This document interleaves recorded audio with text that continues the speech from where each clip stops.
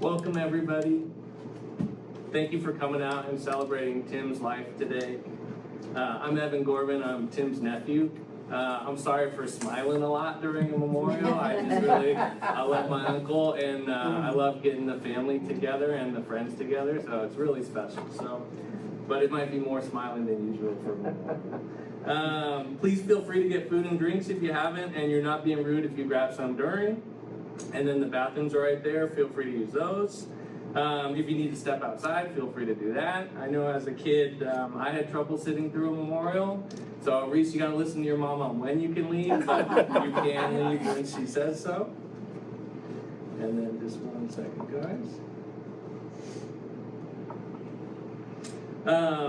We also will have an intermission, and we appreciate your patience as we try and cover this great life that Tim lived. People who couldn't attend have submitted videos that we'll take a look at. We also have some speakers here. We have a great presentation from my dad, which I've never seen anything quite like it at a memorial, and so I'm excited to see it in this setting with you all.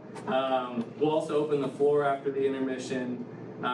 It's nice to get together in an area that has a lot of deep ties to our family, so On Tim's mom's side, Cornish miners that you could find from Virginia City over the Sierras into Grass Valley, and then to the west on Tim's dad's side you had Irish stonecutters who came over by boat in 1850, and so it's nice to meet in between the range right here. So thanks for coming out.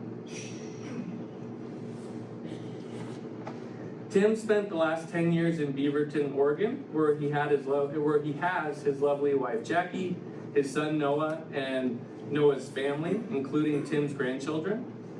He was excited to put down roots up there and would often tell me how much he enjoyed connecting with people up there, from the coffee barista to the local cops to, of course, his family, who he loved dearly. We're filming it for them up there. We all have our own slices of Tim's life that we experienced and will share today. I'm lucky to have had him as my uncle and to experience him through that. The biggest thing I enjoy remembering about my uncle is the warmth he brought to each conversation I had with him.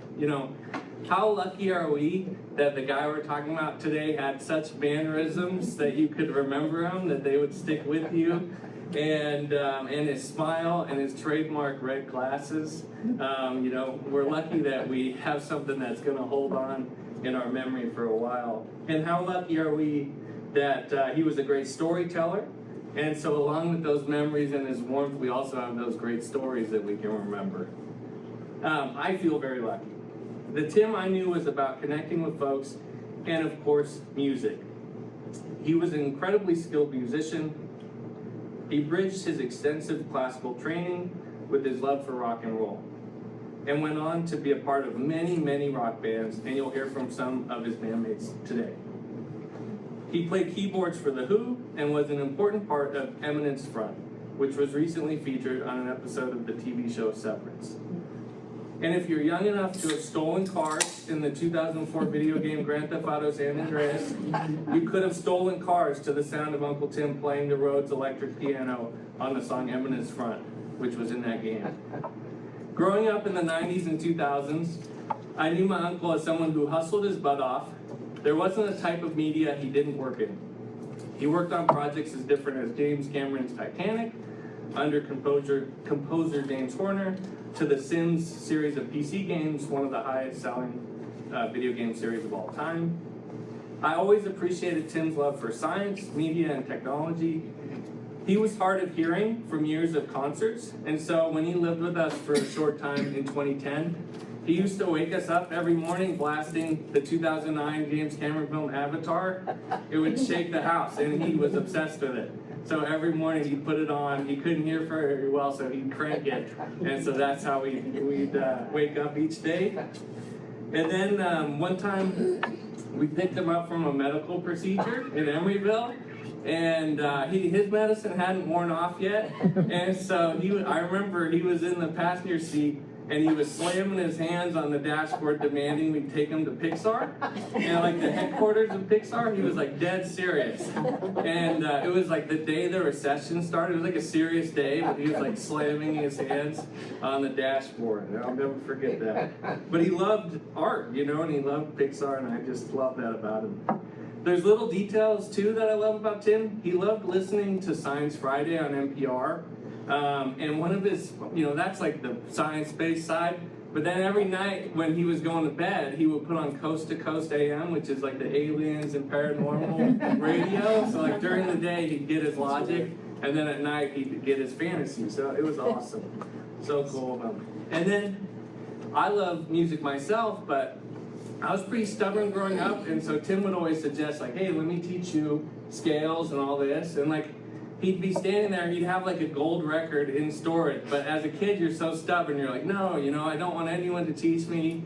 And then like after 17 years of learning music, every day was just like, oh darn it, Tim taught me that. He told me that at like age 8, and now I'm like learning it again at like 27 or 28. And so I'm just very thankful he was willing to share that info, and I feel bad, but it's nice to catch up on it and learn what he was trying to share.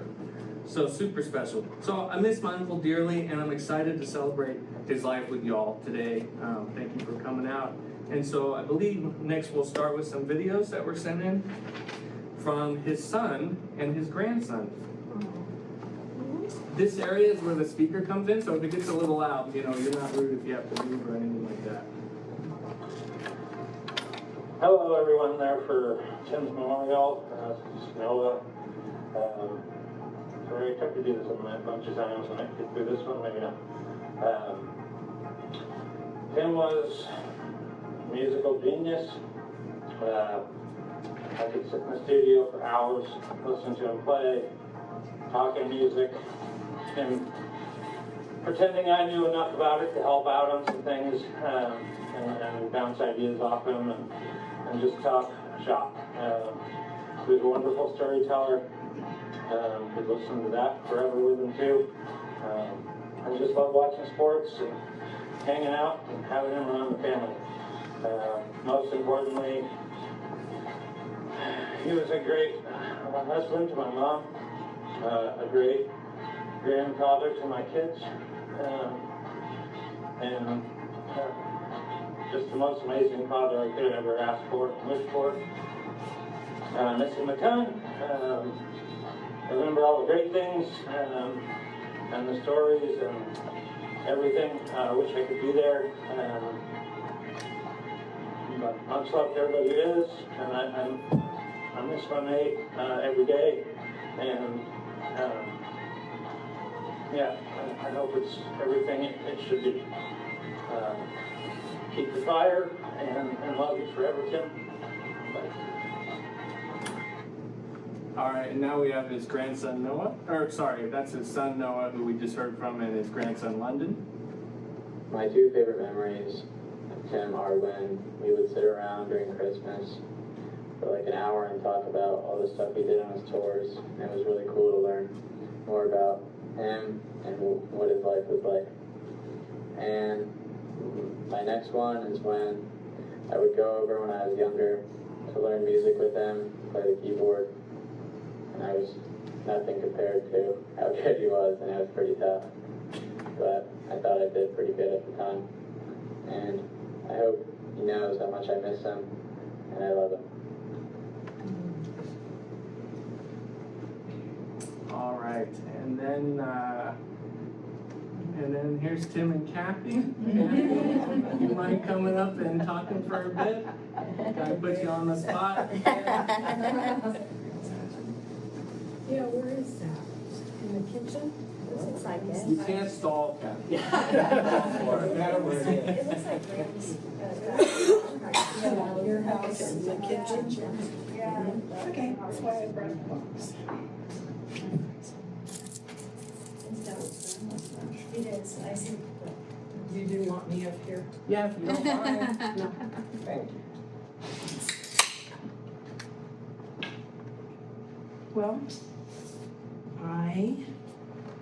I'm Kathy, Kathleen, but nobody knew me as Kathleen, except my dad when I was in trouble. But we lived very close, family compound. And for most of my life, in the beginning, when we were this age, lived in Aunt Helene and Uncle George's house, because they moved. And then my mom and dad moved us kids in there. And my brother, who unfortunately had to leave, he couldn't stay. I know now what I never knew then. What a great talent he was. But what I do remember is between Aunt Rita's house and Aunt Helene's house was a patio that Uncle Sam and all the men built it. And it was kind of dug down and rock walls, and I'm sure those rocks were full of gold. Because they were all miners and they built this great patio, but we didn't know that. We just knew it was a great place to spend the summers because the trees shaded it. Aunt Rita they had tables and chairs and cushions, and so the biggest thing I remember, Rick and Tim would come up in the summer and spend a couple of weeks with us at a time because there was nothing for them to do in Oklahoma. I don't know, they liked it, to come up and see families. So we had the privilege of having them as kids to play with us, my brother and I. And most of you might not know or remember, but down in, they called it Hills Flat. It was an area just up Main Street from here. And that's where everybody lived. Our grandfather, great-grandfather, and my grandmother, and everybody kind of lived on again, off again in that little family compound. And it was great, because we could run amok. We ran amok when we were kids. There was a big field in between Aunt Bee and, Aunt Lou's. yeah, Lucille. When it comes to And that house, and anyway, it was great. We could play good outdoor kid games. We never did really bad stuff. So somebody would give us, a couple of dimes or whatever and say, okay, you kids can go down to the store. Well, just down the street, across the creek, and at the corner of Main and Harris Street was the Purity store. It used to be Purity store, and it was, right now it's the Busy building. Bee. Busy Bee, Yeah. thank you, Yeah. Busy Bee. We'd either go in there, or the next store down was Hills Flat Market, which was run by Warner Young, a Chinese family from this area had that. And those were really good memories, because we'd go down and buy comic books. It was me, the only girl, and the 3 boys, but it didn't matter. We had the dimes in our pocket, and we'd go down and buy candy and comic books, and then somebody, and I don't remember who would bring them or who would get them for us. I don't think we bought them there, but we'd do models, put models together, with the real airplane glue. Sit out on the patio and models of cars, and did we do planes? Oh, yeah, we We did just it all. spent hours out there doing that. And it was really fun. And what I remember about Tim most is every once in a while, it's like a day like today, and we're outside playing, and I'd hear Aunt Rita say, Tim, she'd yell out the door, Tim, come play the piano for us. And he'd kind of sit there, and she'd yell again, Timothy, get up here and play the piano. Well, Aunt Rita's house had these great big glass windows in the living room that looked out on the patio. And he'd go up there reluctantly and start playing the piano. And as a child, I didn't realize what a great talent he was at that time. So I always had him in my heart, even though I didn't have him, because I knew he was off and into a big world that none of us, a lot of us, don't know what it's like. But knowing that he was out there doing what he loved, and the music, and writing music, and we'd get bits and pieces from family of what he was doing, and amazing man. And I really wish that I had known him more as an adult, but I will never ever forget those childhood memories. And I'm thankful that Rick and Evan put this together, because Thank you. it's really fun.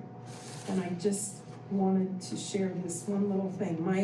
On my mom's side, my great aunt Alice, who almost made her 100th birthday several years back, gave me this little friendship book, and I've used it over and over again at different events, but this one I like the most, and then I'll be done.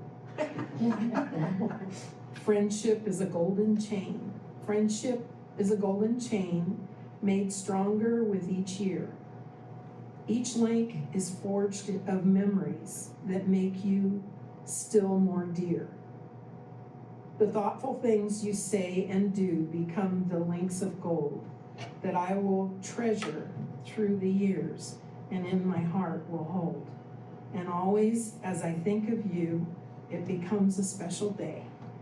I'm glad my heart is linked to yours in friendship's golden way. So that's how I will remember Tim, as he is my golden chain link right here. And I appreciate all the memories that you guys are sharing with us today. And everybody,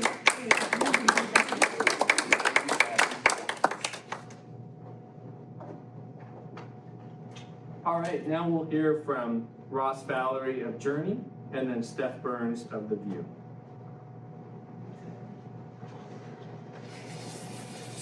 Hello, friends, acquaintances, and family of Tim Gorman. Ross Valerie here, checking in from down south in the East Bay, wanting to say to all of you how much I miss Tim and how much he has meant in my life as a friend, as a comedian, and certainly as a consummate musician. After he left the Bay Area centuries ago, I did keep in touch with him and was able to invite him on a couple occasions to a Journey concert in Portland. And have just always enjoyed his company so much, especially his sense of humor. Real stories that you cannot make up. Real funny, hilarious stories, most of which are a little too colorful to relate to you all now. If you know him, you know what I'm talking about. In any event, there were so many things that he accomplished in his life before I met him, including having been in England and having lived there and worked there with the Who and having been a part of the family in the household of the famous producing engineer Glenn Johns. And used to tell stories about Glenn when they'd be out hobnobbing and doing this and that. And when it was time, Glenn would say, "Come, Norman, we're leaving." So I would like to say that Glenn has called him. He has said, "Come, Norman, we're leaving." Tim is certainly in good company, I'm sure, with all those wonderful people in his life. Anyhow, God bless Tim, God bless his memory, and God bless you all. Thank you. Hi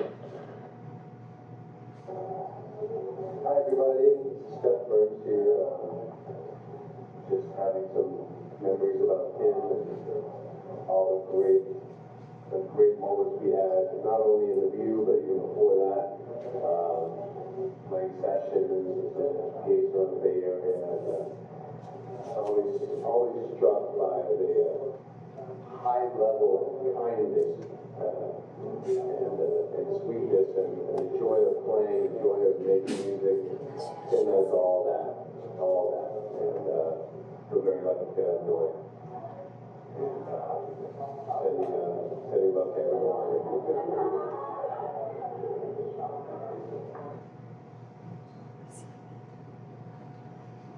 Next, Denise, would you be willing to come up? So much. Denise is a longtime family friend.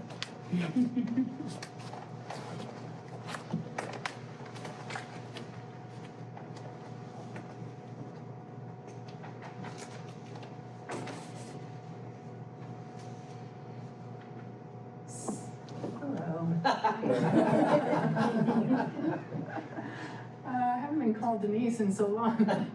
For a minute, I wasn't sure if this was, that's my high school graduation photo. And I knew Tim during the high school years. And not only did I see him at school, but also I got to know him on a little bit more of a personal level because he was dating my older sister, Chris, in 10th, 11th, and 12th grade. And so because he would come over to the house and hang out with my sister, through him we got to know the whole Gorman family. And I feel like I want to say a couple things about the family because that's where Tim came from, and Greg, of course. But their parents, Marge and Chris, were really warm and welcoming people, and they welcomed us into their home right away. And it's like, just because Tim was dating my sister, it's like, who are these people? But they were just wonderful, wonderful people. And my parents and their parents got to be best of friends for many, many, many years. And my folks are European, and so it was just really interesting that I think it was the Gormans who really inducted my family into the American way of life. And, I'm remembering, because we were European, you know, we didn't really know anything about Thanksgiving. It's like, well, what's this holiday? And my mom goes, "Cos'è questa vacanza?" You know, and so their folks invited us over for Thanksgiving, and that was the first time that we had actually ever celebrated Thanksgiving here in the US of A. And we were included with Tim and Rick's aunts were invited us one summer to spend a couple weeks up here in Grass Valley. It was just great. We just had a blast. And I think we went to the store and we bought the comic books. When they were a dime. And it was a dime back then. And we had a really fun time with them. So we got to meet the cousins and the aunts and uncles. And then my family took Tim and Rick up to Tahoe one year over Christmas break to go skiing. And that was a blast too, but I just have to say they were both really good sports because neither of them had been skiing before. We had fun trying to teach them how to ski. Yeah, it was fun. Yeah. Anyway, this was Tim's foundation, and he comes from a really warm family, and he was a wonderful young man, energetic, full of fun, besides being such a wonderful musician. And even back then, we could tell that he had amazing talent. So in high school, Tim started out playing the clarinet. I mean, we've all heard so much about his piano playing, but he also had other instruments that he could play. And he started playing the clarinet in the concert band. And he was curious about music all around. And so at one point he said, well, I'd like to try something else. So he picked up the oboe and he started playing the oboe. And he did that equally well. And then somebody found out that he could play the piano, so they said, oh, Tim, could you accompany the band on the piano for these couple of pieces? Oh, sure, I can do that.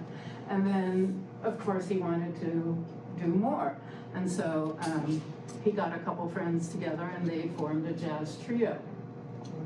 And there's Tim on the piano with Charles on the string bass and Jim on the drums. That's right. And they were excellent. So every time he touched music, it came out really, really well. And I think that this inspired, Steve can maybe verify this, I don't know, but I think that it was through Tim that they inspired the band director to form a jazz band. And so not only did we have the concert band, but now we had a jazz band as well. And Tim's little trio would play at that. They would learn their pieces on their own, but they would actually play at the school concerts. So there was a group of us who hang out together. We were the band kids. We were kind of The cool kids. Of course we would. Yeah, of course. Everybody wanted to be us. We were the cool kids. Anyway, and my recollection is that everybody was drawn to Tim. He was always at the center of attention, and that was, I think, partly because we wanted to absorb some of his musical talent, I'm sure. But it was because he was such a warm and fun guy. And he was always in the middle of everything, and whether it was the rehearsals or the concerts. And I think I think Steve's going to talk after me or sometime. And we were in the same class, and Tim and my sister were a year ahead of us. And when we were juniors, they decided it was time for the band to take a trip to Disneyland. And that was the first time that the school had put on any kind of trip. And so we went down, we bused down, and you were a freshman, I guess, to Southern California. And we were staying with different families, and we did at least 2 concerts, I think, and then we got to spend the whole afternoon in Disneyland. And I remember running around, and Tim was leading the way. One other thing that I remember back then was Tim got it in his head to go and audition for a position in the Holy Name's college orchestra. And this is like, he's still a teenager. And he goes, oh, yeah, why don't I just go do that? And they accepted him. And he decided to add the bassoon to the plethora of instruments that he already knew how to play. And they took him in, and it was like, we were just amazed because here's this teenage kid playing in a college orchestra. So, like everybody has said, he was just an incredible musician. And so, likewise, when he came to the house, we had a piano, and so he would invariably, he'd hang out with my sister for a while, and then invariably he'd just walk over to the piano and just start playing stuff. And I loved to listen to him play. And you know, when I heard the piece that was being played at the beginning, you just kind of forget what a competent classical pianist he was, because I always think of him as the jazz, and I used to really enjoy listening to him play all the Vince Guaraldi tunes, which is the Charlie Brown and Snoopy Peanuts stuff. And even back then, you could tell that he just had such a feel for the chords and the rhythms of jazz. And so none of us were surprised that he made it to the big time, and we were really happy for him because we knew this is really what he loved. So on a different note, his fun-loving side, Tim really enjoyed teasing people and making them laugh. And somehow he just like really enjoyed teasing my parents. So you need to know my dad was a proper English gentleman. And so Tim loved to see if he could make my dad relax and laugh. And so he had these jokes, and he would tell these jokes, and he'd go on and on like for 10 minutes describing this crazy, ridiculous joke, and then he'd get to the punchline, and it was really lame. But you couldn't help, you had to laugh. And sure enough, my dad laughed and he relaxed. And then there was my mom. So my mom is Italian, and she was a classically trained pianist. And so she was very, very rigid about how a piece of music must get played, and it had to be 100% correct. So I remember when Tim would come over to the house and hang out with my sister, he'd get to the piano at some point, and you know, he had a good repertoire of classical music as well. And he'd be tinkering on the piano, and then he'd play a piece that she'd already heard him play, and she was actually quite impressed at how well he could play the classical stuff. So he'd start playing the classical piece, and he'd make a mistake, and my mom would call out from the kitchen, "Tim, that note was wrong!" And it's like, he'd play it again, and he'd make the same mistake, and then he'd make 2 more mistakes. And then my mom would come running out of the kitchen and she'd go, "Well, now, Tim, let me show you how to do it right." And Tim would just kind of sit there, and he'd start to smile. And, you know, he's got this boyish grin, and he'd look up at her and he'd go, "Okay." So then he'd play it again, and he'd make the same kind of mistake. And she'd kind of look at him, and he'd look at her. It took her a while, but she finally figured out he was just yanking her chain. And he was so good at it. And any of you who've played an instrument, you know, you spend, pardon me, you spend hours practicing the piece so that you can get it right. It's really hard. I tried it because I heard him do this. I tried to play a piece and make a mistake on purpose. It's really hard to do. So in the end, my mom was just really amazed that he could actually do that. And the other thing that he liked to do, which was also pretty amazing, was you'd be playing a piece in a major key, and he'd be just playing along, and it was all sounding great. And then about halfway through, he'd turn it into a minor key. It's like, how do you do this? And he just had, his brain was just amazing that it could just do that. But one of the things that I really appreciated about Tim was that he truly wanted everybody to enjoy music and have fun with it as much as he did. I mean, he really wanted people to love it. I remember him sitting at the piano with my sister for hours, and he wanted to teach her how to play the song Light My Fire by the Doors. Okay, and this is like the long version, you know, like with that 10-minute interlude and little instrumental. And so she'd be sitting at the piano trying to learn all these things, and he would teach her, and he had so much patience. It was wonderful. And she worked hard, and she got it right. And he really wanted her to get it right. Thank you so much. And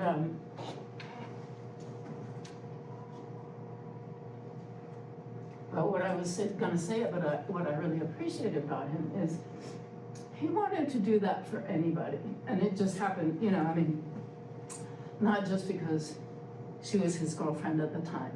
He would sit with, like, band kids who'd come and ask him tips on how to play a riff, or ask him stuff about the, you know, how to play something in the band. And so he was really generous with his wanting everybody to really love music like he did. And even to this day, he was making YouTube videos of either himself playing or explaining some theory or how to play some riff on the piano. And like somebody else just said, he just contributed so much. It was like somebody who said, he just contributed so much to so many people. Just wonderful, wonderful person. Anyway, those are my memories of Tim, but I'd like to just go back to the word family for just a minute. And we've loved the Gormans for so many years, and I know Rick had his back and took care of him at various times, and I'm just really happy he found family again with Noah and Jackie up in Portland. And we all miss you, Tim, but your memories and the music is with all of us. I have to interject a story I hope you remember, but I doubt you will. Okay. Her parents were very European, very formal. Mhm. And Doug did a rebuild on his Volkswagen engine. And for some reason, he thought I wanted the parts. So he gave me a box of parts. So Dee Dee and Chris and Tim and I were together hanging out at our house. Your dad came to pick you up in his Jag. And we snuck out the back door and put all the parts on the bumper of his Jag. Do you remember that? No. And he took off down the street and pistons were rolling past the car. And he had a shit attack. Excuse my English, but he about died. He thought his engine blew up. He was really pissed when he found out what we did. Sorry, Dee Dee. Oh, good for us. New memories. Just give me a call. Sorry. No, not at all. Thank you, Dee Dee. All right, next we're gonna hear from Kevin, his bandmate from The View, and then his friend Mike, up in Portland. Hello, friends and loved ones of our dear friend Tim Gorman. I'd like to just say that Tim and I worked together in a band called The View. I actually met Tim through Ross Valerie, and we started a group together by the name of The View. Great band with Steph Burns and Prairie Prince, and we had some other musicians that helped us record the record. Stephen Jarvis engineered it, and anyway, the process of recording and writing the music and was really great, but the laughter is what I will always remember, sitting in a lot of sushi bars, eating sushi and laughing our heads off. I used to kind of laugh because I came from the Midwest, and when I first saw sushi, I said it was like going to the bait shop back home, eating bait at the bait shop. Anyway, I just want to say I love Tim. He was a lot of fun and had a very similar sense of humor as to what I do. And I just wanted to say, God bless you. And truly, I know the loss you have there. But I just wanted to say, I love you guys. And God bless Tim Gorman. Hi, I'm Mike Sang, creative director, copywriter, coffee drinker in Portland, New Oregon. I wish more than anything I could join all of you today. It would mean the world to me. how do I honor my great buddy, Tim Gorman, and where do I even begin? Well, how about with Oxford definition of the word eminence? It means fame or recognized superiority, especially within a particular sphere or profession. From the moment I met Tim, I saw how his touched the world. I imagine his spirit will live on beat by beat, note by note, forever. This past March 14th, around 2:15 p.m., Tim made this super clear in his own playful way as I met up with our mutual colleague, Brent Rogers, to discuss a project at Hard Coffee House in my neighborhood. Brace yourself for what happened next. As Brent sat down, I said to him, Tim's family asked that we send a video message for Tim's memorial service since we can't attend in person. And guess what? At that precise moment, we both heard from the shop speaker system Tim's electric piano intro to the Who's Eminence Front playing. I kid you not. Sam, the young barista there, said she chose to play it from her music app before we came in, simply because she loved the song. Completely unaware of our connection to Tim. We were beyond shocked. The next time I go there, I bet Tim would love if I shout out, "Play it again, Sam." We all know Tim's lasting impact through his compositions and performances and masterpieces like the Oscar-winning film Titanic he helped score, for instance, or his countless collaborations with legendary rock bands. But there's also Tim's influence on other genius musicians. I heard from Tim's family how Eddie Vedder came backstage after a Who concert and told Tim how he nabbed his autograph as a teenager from another boy because he was so thrilled by Tim's talent on the keys. Tim felt so honored. Our senses of humor, values, food design, and especially music aligned so much that I called him my music dad. We bonded right away over many coffees, phone calls, meals, etc. Tim rode with me several times to networking events, concerts, movie theaters, but the most fun was the ride itself, when he'd share stories of his rocking career to help me through my own. We also shared our experiences as boys raised as Catholics, in Catholic families who we later rebelled in all the right ways. You probably remember Tim as a sweet gentleman and as a rock and roller from the core. I'll never forget his firsthand accounts of mischievous behavior, like helping John Entwistle hoist a big palm tree over the balcony of a Dallas high-rise hotel suite, or like how he survived a week with none other than Keith Richards in a Maui hotel. It was one story after another with Tim. Never-ending entertainment. At Tim's house, I have the fond memories of witnessing his masterly skills with him mixing his tracks with a guitarist friend of mine's tracks. And on his backyard patio, the time he introduced me to his loving stepson, Noah, with whom I've been friends ever since. And shortly before his sudden passing, Forbes magazine interviewed Tim. It felt so honorable. It felt so right. He delved deeply into how he novelly composed the intro to Eminence Front so artfully per Pete Townsend's request. Pete Townsend used to call Tim on a whim just to catch up with his old buddy. Tim was loved. Just playing Tim's music has been healing for me. You should try it anytime you get the blues, and everybody does. Many of you knew Tim much longer than I. You are blessed. This music dad of mine was clearly a wonderful son, brother, husband, stepdad, and he told me once, "Hey Mike, if you never become a father, it's okay. You may still have the joys of becoming a grandfather like I have." I mean, Tim, that was Tim. Tim was very big picture. He was a big hugger, a buddy who selflessly emanated love and care to all. Emanated that love, just like my own brother Will saying, he passed away at only age 44. Tim told me he believed that Will guides and even teases me from the afterlife, which I think is very true. Nobody got to say goodbye to Tim. But you know, I'll leave you with what I believe, that Tim really never left. Tim forever lives in our hearts. And that's what I have to say. I wish you all the best. You are all loved. And thank you so much for attending. Thank you, Mike. Steve, you're next to be put on the spot. Best friend from high school.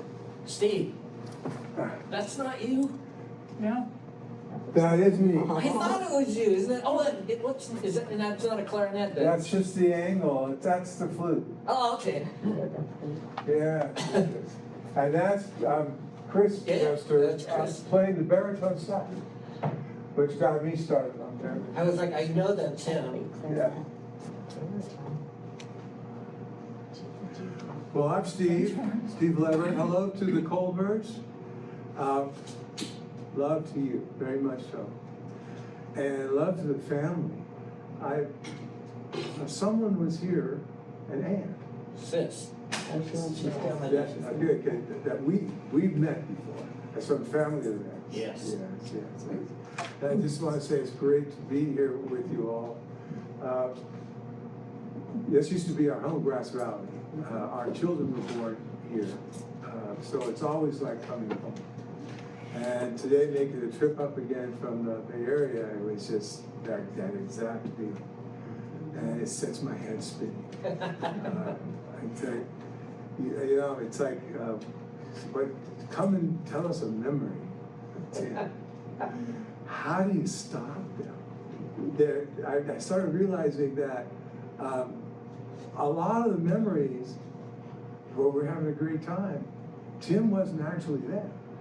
We just assumed he was because it was always that close. The relationship was always that close. So it's great to be here. It really is. And I'll try to get through this. So how do you? So I was telling Dee Dee that I've known Tim for 81% of my life. She being a math teacher, I always appreciate the numbers. And I guess that would be about the same for you. But there are people here who knew them for 100% of their lives. So I envy you. That's a very special relationship. And trying to follow up with all the lines about the jokes and the story. Well, see, that's why I kept saying, how long do I have? Because I wrote some of those down, or at least the punchlines. And I think I could work my way through a long story to get to the punchline, which I wouldn't, lame was okay. I would say, anticlimactic also would work. Right, it's like, how can we do this? I listened to this whole thing. And the jazz trio, that Father Doomer was the music teacher at Bishop Drought High School. And then there was a point where he was going to get, not by his choice, the way things work, he was going to move up in the administrative structure of the school. And so contacts were made, and William Taggart. Thank you. I was just about to name a math teacher. Bill Taggart came up, and that kind of started the jazz thing. And so Jim Frege, Charlie Harris, and Tim Gorman were doing this trio thing, and I wasn't going to bring this up because I'm not sure Tim ever wanted this known, because there were political aspects to this that none of us knew about until after the event. But Bill Taggart got a game for that jazz band, and it was held at 1200 Lakeshore,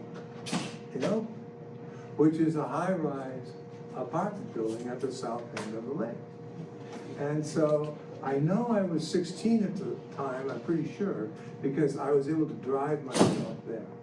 And I got invited to play with the trio, to play flute, and I was gonna be featured on Coming Home Baby. I had a Herbie Mann version that I played, and Tim and I played it all the time. And so I would probably play other things. We played a set of music after having been taken upstairs in the elevator to the penthouse, or I think there might have just been a plaza up there.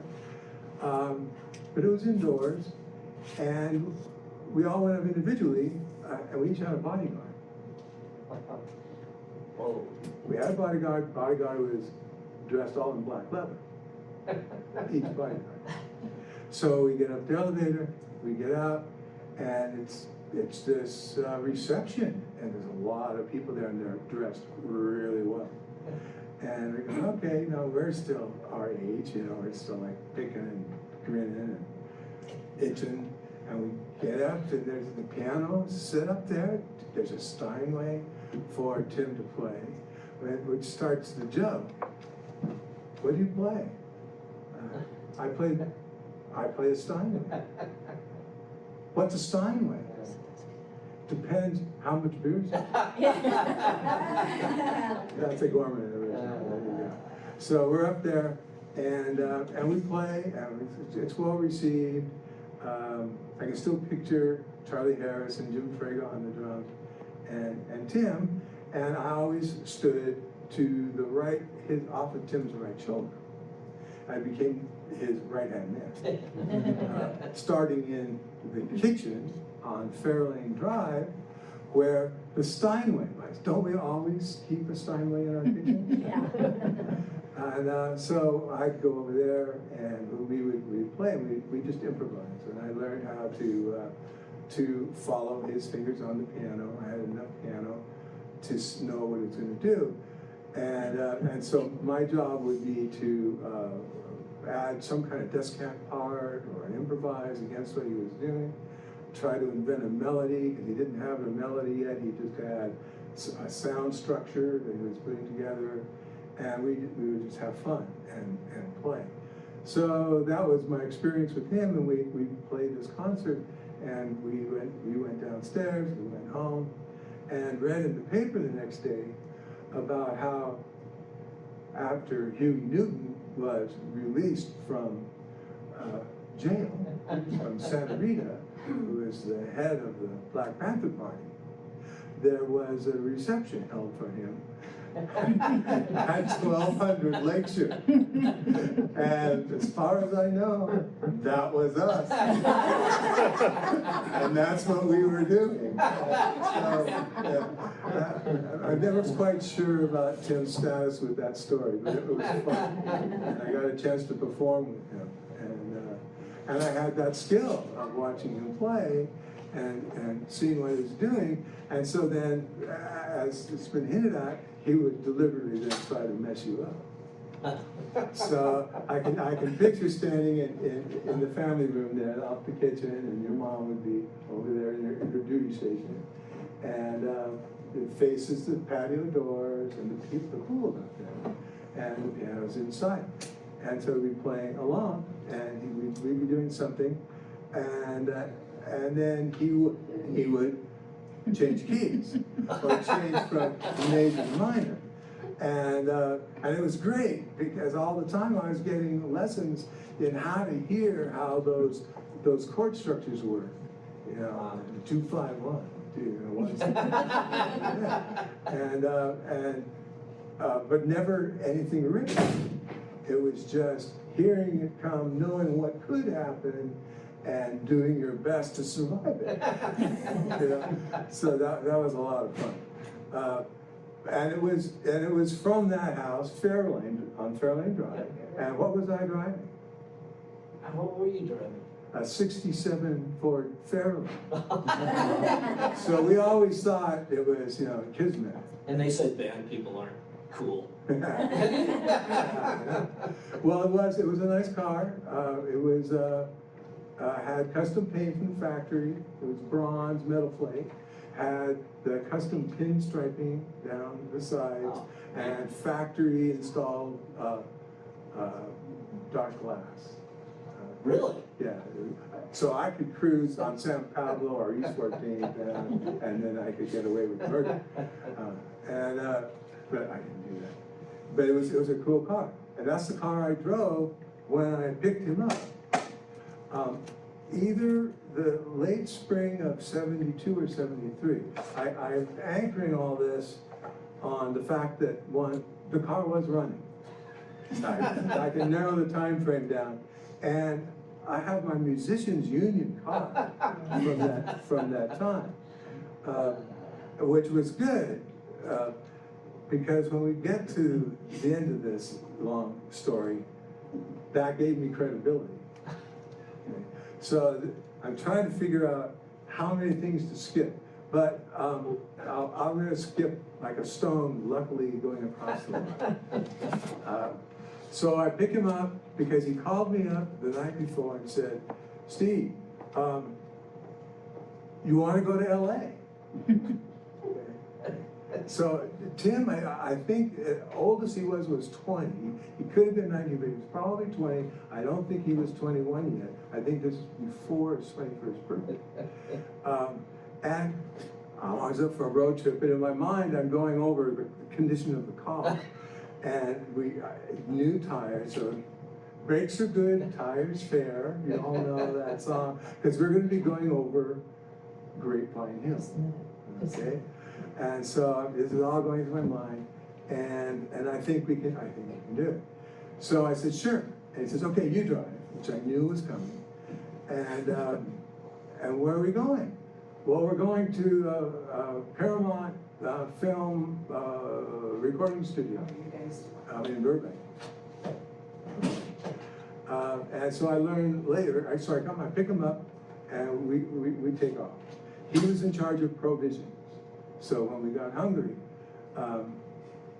he had a brown paper bag with our food in it. And we took off, and I'll skip the first part and say that our plan was to go to Anderson's on 5. Don't say the full name in your head, be out loud, so keep it in your head. And we're getting there, and I'm going, oh no. Oh no, this is not gonna work. And, but Tim sees the sign before we get there, and it says Anderson's, the home of Anderson's, soup. And of course, he's going, what? We're going to be eating pea soup? Well, he wouldn't get off of this. He wouldn't get off of this. So we eventually compromised, and we don't stop. We keep going. And it was just good because we're making time, and we've got a 3 o'clock appointment in Burbank at the movie studio. And I still don't know why we're going to the movie studio. I'm just a driver. And so we go, we're getting closer to Coalinga, you can smell it, but the wind picks up, and the sky changes, and you can't see very far down the road. It's a dark purple color, and Tim is looking up, and he goes, that's an orange sky. What? And I go, that is an orange sky. And we keep going, but we're getting buffeted by the wind. And then the tumbleweeds. The tumbleweeds are coming in across, and they make it across the road, some do. Some of them hit a vehicle, and they just, I don't know if you've ever seen it, they just explode into like dust. And so that's happening, and Tim's solution for this is, Steve, go faster. But I can't go faster, because I've never seen this before. On the dashboard of the Fairlane, there's a little red light coming on. But only if I'm going just so fast. And if I back off the gas pedal, the red light goes away. And in my teenage thinking, I'm going, well, it's never happened before, so it can't be bad. So we keep going. Well, we make it through Coalinga, and we're driving along and getting ready to, Tim's getting ready to get out his directions, and we're nowhere near it. But we can't see hardly anything down the road. These emergency vehicles start coming behind us and passing us. As the Chevron guy would say later, they were going lickety-split. And they were. And several of them, 3, 4, and we thought, the first one, we thought they were pulling us over for what? Going too slow? And they go. And we go a little bit further, go about a mile or so forward, and there's an exit for Wasco and the Lost Hills. Okay. And there's this guy with these airport kind of things, batons in his hand that are lit. And it's dark enough now at noon that you can see that these flashlight things are on. And we're going toward him, and he's going like this, to the exit, take the exit. So we slow down to stop. And he says, you go, just keep going, you'll go to the first checkpoint, and they'll give you more directions. And so, hey, we just entered a war room, right? Checkpoints, officers with batons, and Tim goes off on this. So we follow the directions, and Tim is looking at the orange sky, and he says, I think they dropped the big one. And the atmosphere changes dramatically at that point. But so we go, we make it down to the next checkpoint, they send us around, and we go into the Lost Hills. And that just seals the deal.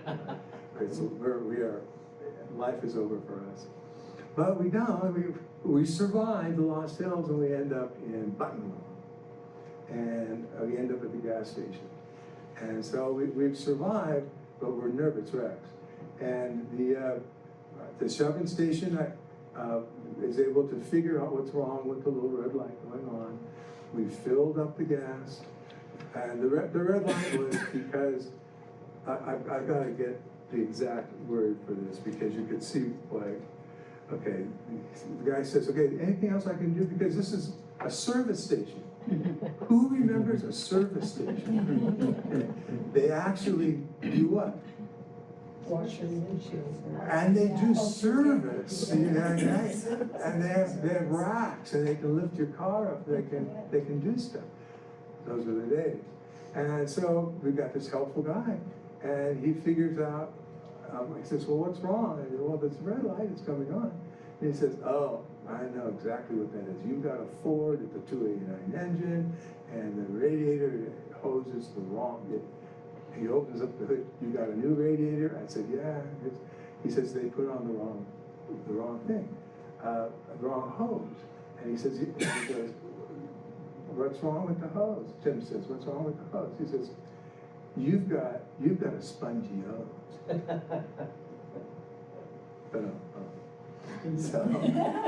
So Tim looks at me and goes, "He says you have a spongy hose." And of course, this didn't stop for a long time. So I'm never going to live this down. But the service station, we could go in. He says, "Just pull it in. It'll take me about 10 minutes. Go take care of business, and I'll come back." So we do, and he fixes the spongy hose.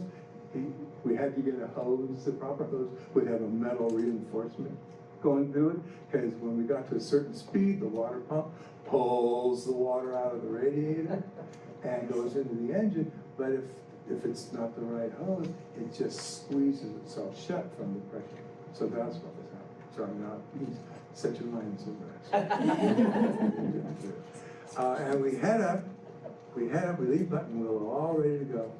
We have a bag of provisions, and now you have your first chance at this quiz game. What is in the bag of provisions that Tim has put together? It would be a wild guess. Well, peanut butter sandwiches and red vines. Oh, yeah. Red vines. So that was lovely. Not too bad. But when you leave Buttonwell and you start climbing up the grapevine, there's this Lebec, which is mostly like a campground. But what's the other town that you come to? Gorman. Oh, Gorman. So I said, Tim, yeah, is this where your family's settled? Leaving it out wide open for a joke or something. And he says, no, now sitting next to me is Tim, the etymologist. He says, no, Gorman, it's two syllables, Gor and Man. Gor is derived from the Gaelic for blue or blues. And man is from the Anglo-Saxon meaning man. Our name is Bluesman, which is why we are all such great musicians. I am descended from the Bluesman. You heard that? That's the final word on your name. And so we made it over the grapevine. We made it to Paramount Studios. We made it into the music. We got in. So here we are in this car. We drive up to the gates. It's Paramount Studios, and it's nice gates, and a big wall. And there's the guy there in his little kiosk. And he looks at these two kids, and you can see the look on his face is, I'm going to do it. Two more punk kids want to come in to the studio. And he says, okay, you got business here? And Tim leans over and says, we're here for Beaver and Krause. And the guy looks at him, and gets out his clipboard, looks at his clipboards, and he looks at Tim, and Tim says, Gorman. And the guy says, yes, sir. Come on in. Park right over there, and there was some kind of marking thing on it, and the door is there. So all of a sudden, Tim is a sir. And Tim arrives at the studios with a personal driver. And to this day, I believe he had that figured out from the beginning. Yeah. So that was good. That's a good memory. So we went in, and so now there's a connection somehow with Portland, the university, or K. Smith Studio. So either his music teacher, the main teacher at the university, or Danny Kaye, I think, who is still around, or someone from his studio, because Tim was playing with the Rivergate Jazz Band, and they were already in his freshman and sophomore year touring with that band, and he toured to Bishop O'Dowd High School, and I think you must have been at that dance, because we were at the same grade level, and it was, I think, our senior ball, and the Rivergate Jazz Band played, and it was Tim's band, who John Gilmore had arranged to come down and play with that. John, Tim, and we were all as thick as thieves. Not actually thieves, but we were close. And so we're inside, we meet Beaver and Krause, and it is the full Paramount movie orchestra. The whole kit and caboodle are in this room. And they won't let us in right away. We have to wait till the sign goes on saying that we can go in. We go in when the sign goes on. And there's Paul and excuse me,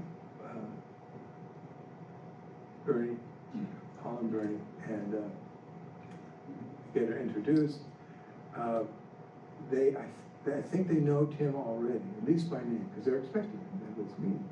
And we come in, and Tim and I sit in this box seat kind of arrangement, because they're going to do a few more things, and they're going to go break early for the day. So we sit down, and we see here's this orchestra, this full-on orchestra, in a featured spot in the middle, in front of the director. You're the director. And there's this gizmo with an arm sticking up and an arm going out to the side. So I later learned is a theremin. And it's the only concert and perhaps musical instrument of any kind that you play by not touching it. It's a miracle of physics. Tim loved this stuff. So it's like science fiction now has come to real life. And at this moment, I'm convinced this is why we made the drawing, because he's going to see a theremin in action. But the directors they project on a screen a scene from the movie. It's all broken down into individual seconds of film movement, and they're doing overdubs. They're putting additional sound onto the movie that's already been complete. And they do that, and then there's a difficulty in the tech room off to the side, and everybody's mumbling, the musicians are getting impatient, and they call it. They say, we'll come back tomorrow, 8 o'clock. So good, we've got a couple hours, and Tim does business. Whatever business he's doing with Bernie and Krause, they're doing that. We spend the night, come back at 8 o'clock. And it's more of the same, but this time Tim is spending more time actually with Bernie and Krause, with the technical equipment. And one of those things is the Moog synthesizer. Because Beaver and Krause, Paul and Bernie, are the West Coast representatives for the Moog synthesizer company that's on the East Coast. And a sales transaction is taking place. And then also learning, because Beaver and Krause were the preeminent musicians in making this electronic music come alive in the industry.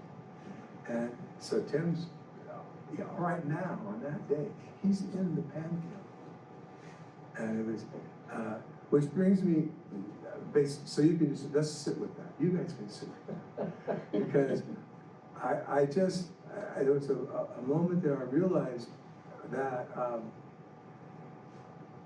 I'm watching someone achieve their dream right then and there.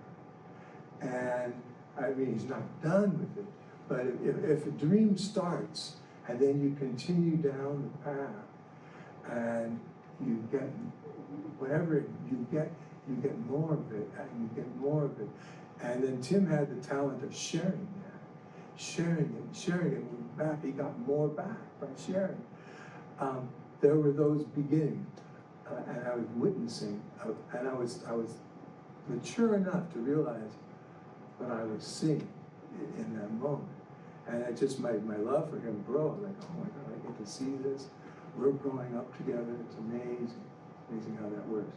I was telling Marlene last night, and I was trying to get these thoughts somehow organized in my head. I think I need a metaphor. And one of them I came up with was stem cells. Do you remember stem cells? They were a big deal at one time. And here we were, like these teenage boys and girls and all our friends were at that age where we're just a bunch of stem cells looking for a purpose. And when you find that purpose, you begin to develop the whole organ necessary to achieve that purpose. And that's what it was like being with Tim during this period of time, is suddenly he magically knows how to play an instrument, right? How is that happening? Well, I think it's my stem cell theory. But, so anyway, we have an enjoyable time when we're at, I'm pretty sure it was, one of the houses, we made cheese sandwiches for the ride home. We went home. And so this is what I didn't tell you about, and I'll leave this spot. But we got the etymology lesson. We got the theremin, we got the Moog. We didn't get the dot in the sky story. We don't have to say that for another time. And of course, the type of soup which you won't mention, and the spongy hose. So that was just one 36-hour period with Tim Gorman. Thank you for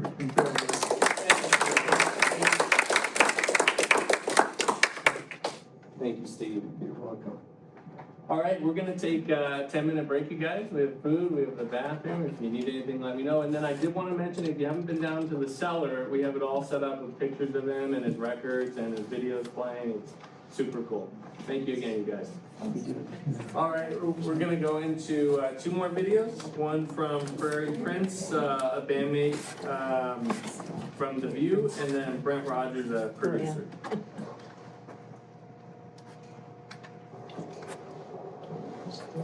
Hi, everybody. It's Prairie Prince here. I'd like to talk to you a little bit about my good friend Tim Gorman, who unfortunately passed away 3 years ago. That's why I sure miss him every day. We used to call him Timmy, because he was just so full of energy and enthusiastic. He just had so much love for music and art and friendship. And he was a real jokester. I mean, he could tell the most ridiculous jokes and just get all of us dying laughing. And so I really missed him a lot. I guess the first time I met him was through Steve Jarvis and Ross Valerie. And we put together a band called The View back in probably like 1985. I had heard about his legacy playing with The Who and John Entwistle and different things like that. And when I first met him, we just immediately struck up a great friendship with Ross. And the band also included Steph Burns, who's an East Bay musician, because they were all friends sort of before. Lead singer, friend of ours named Kevin Shelton.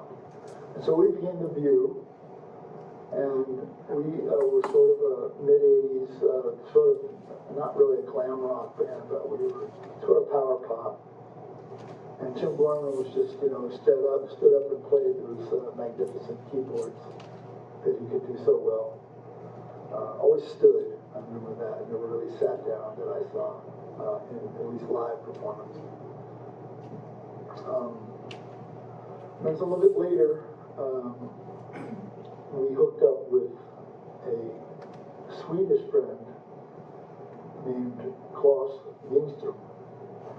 And he came to the Tube Studio to record an album. He was sort of known in Sweden as the Swedish Jimi Hendrix. And with Ross and my love, especially for Jimi Hendrix, we fit in really well with him. And we rehearsed at my studio and then recorded an album there called Have Guitar Will Travel.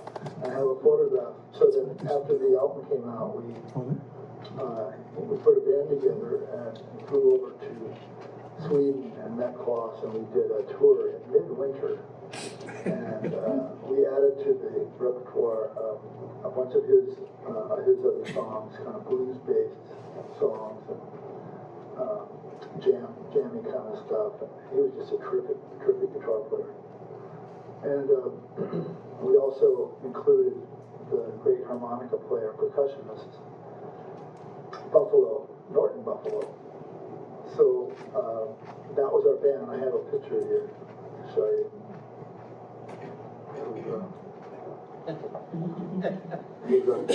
Some 80s stuff, probably.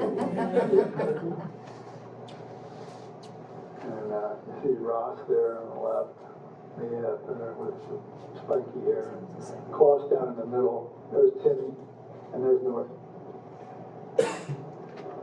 So that was a pretty amazing little tour in midwinter, and probably the next time I had a collaboration with Timmy and Ross was Timmy's wife's father, so it would have been Tim's father-in-law, had a business partner in Japan named Mr. Now, And he was getting ready to open a club in a place called Odawara City, which is a suburb of Tokyo. And he asked if we could come over and put a trio together and come over and play some jazz music at his club, which was called John Festa Karaoke Bar and Whiskey Bar. So we did that. We went over there and we played, you know, jazz standards and some rock and some Jeff Beck stuff, mostly instrumental jazz and trio kind of instrumental stuff. And we stayed there literally for a month and played every day, seemed like, every day, every evening, and did a lot of karaoke afterwards and drank some whiskey. So cheers to Timmy and Ross for that. And then after the knowledge of us working together on these other projects, Timmy asked me if he had been playing with Paul Kantner and Marty Bowen and Jack Cassidy in a band called the KBC Band. And he was the keyboard player of that band. So they kind of broke up, went their separate ways, and Paul Kantner started a new version of the Jefferson Starship with Tim Gorman. And Tim said, well, I know a great drummer, I've been working with him, so they enlisted me to be the drummer for it. It's called the Jefferson Starship, the Next Generation. So, and we included a young singer named Darby Gould, who to this day is still singing her heart out. Also, we had Papa John Creech, who passed away a few years later, but we had some great times touring with him. Slick Aguilar was the guitar player, also in the KBC band with Tim. And it was a pretty amazing, you know, reformation of the Jefferson Starship. We played a lot of Jefferson Airplane music and toured around, came to Japan, went all over Europe, all over the United States for a bunch of years. And so we just had a great time there. And so those are my memories of Tim, and I just wish that, you know, I wish that I could have spent more time with him in the later years, and hopes that his stepson, Noah, knows how much I love the guy and how much I respected him. Oh, one last thing was he wrote this beautiful album with, and it was produced by Steve Jarvis again, called Cowboy, and I was fortunate enough to be able to work on the artwork for Tim, and that is a miraculous record of solo piano playing that Tim composed, and if you ever want to get a copy of it, I'm sure Steve Jarvis knows knows where there's a box. Anyway, thanks to Tim for being our friend, and we will see each other again, Tim, and play some great music again someday. Fly on, brother, and here's to condolences and peace and love to your family. Take care.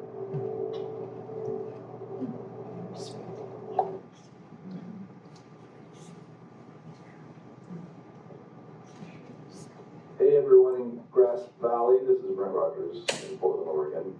I'm a musician and a producer, and I've been working with Tim for about the last 15 years. I'm really missing. The last time I saw him was in February, right before he went in for that final batch of treatment. And anyway, my big story is that the very first concert that I went to in 1981 as a wee boy was The Who at the Cotton Bowl in Dallas, Texas. And I looked over and I saw him playing keyboards by John and Whistle, and I was like, wow, that would be a nice gig. And so I was a piano player back then. But lo and behold, 30 years later, he walks into the studio and hands me his card, and we end up working together. So he told me a few more stories about Dallas. You heard about the palm tree. Did you hear about the longhorn steer that the promoter was given? Didn't know what to do with it. I think someone from the Fort Worth Stockyards came over and got it. And he told me that night, across from where I was sitting, that Billy Joel was there with his new girlfriend, Christy Brinkley, and that Tim took them some warm food because it was a little colder than normal. And speaking of cold, that was the first time I'd ever seen those fire cannons, the big ones. And Tim said that when they went off, you had to be on your spot, you had to be on your X, or you're gonna get hurt. And one time, I think he said in Los Angeles that they were playing a show, and he was looking at Pete, and Pete was looking at him because there was a tall white guy with an afro coming through the pyrotechnics, and he kept getting closer, and they were like, what's gonna happen, what's gonna happen? And sure enough, and it was like, he said he had black face and no hair. That's what you get for playing around the pyrotechnics. And speaking of hair, he said that one time he and Grace were coming back from a Jefferson or Starship or show in some hot zone, and they went on a commercial jet because they wanted to get back sooner. And he said they got into the economy section, and she said, Tim, there's something in my hair. And he pulled out a golden dragonfly. I think that's the name of one of the albums. So Tim's life was just full of stories like that, one after another after another. He's like, I just imagine I can't imagine having a life filled with many memories, because I always wanted to be a rock star, but, at least I got to hang out with Tim. So everyone, have a great time. That's how we would want it to be. And definitely raise a glass, a toast to Tim Gorman for me. Oh, dude.